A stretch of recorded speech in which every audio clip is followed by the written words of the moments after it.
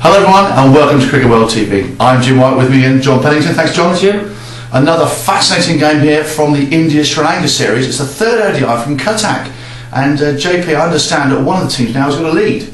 Indeed, it was 1-1 going in. India now lead by 2-1. They've beaten Sri Lanka by 7 wickets. A very comfortable win in the end. The headlines made by Tendulkar and Ravi Jadeja.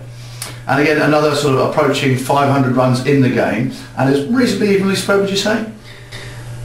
Perhaps not quite, to be honest. Sri Lanka 239, or they actually scored 58 in 4 overs to get off to a start. We were all thinking 300 minimum, but they got to 165 for all and then collapsed quite alarmingly. Ravi Jadeja came on, took 4 for 32, very handy left arm spinner. Virender Sehwag was captaining the team because Mahendra Singh Dhoni's been banned for a pretty shocking over rate in the previous game. He did a pretty good job. Rotated his bowl, brought himself onto bowl, and it did very nice indeed. Upal Taranga made 73, Kumar Sangakkara made 46, and Dilshan, who's scored most of those 58 runs in the first 4 overs, 41 in just 18 balls. But those, of course, are the top 3 batsmen. No one else really contributed at all. So India were, once they got rid of those 3, were in charge of the game.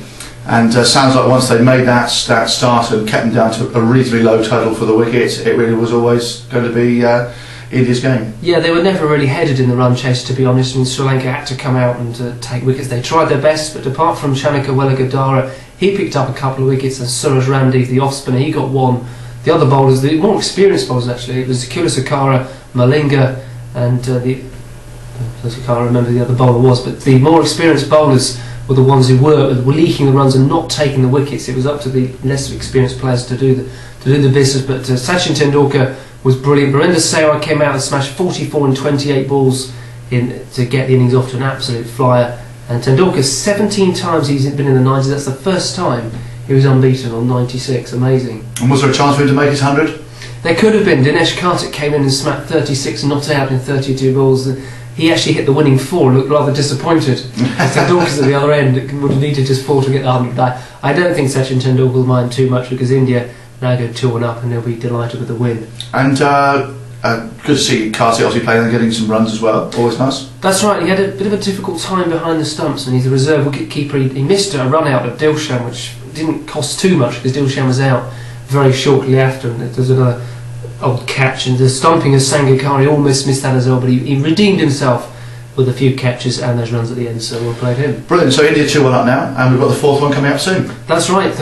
24th of December, the Eden Gardens, great stadium, wonderful place to play cricket, as people who've played there say so, and that is on the 24th of December, and India will be looking to seal the series at the earliest opportunity. And of course Sri Lanka will be looking to pull level and 2-2. Absolutely, should be an absolute cracker. Okay, JP, well thanks again for your insight, and great to hear about this series continuing in such a fantastic way. And once again, Sachin Tendulkar, brilliant. Didn't quite make the 100, but as you said there, JP, I don't think he worried too much because the win, it's all about the win. He played very, very well. Brilliant. Okay, well thanks very much for listening, and we look forward to seeing you again here on Cricket World TV.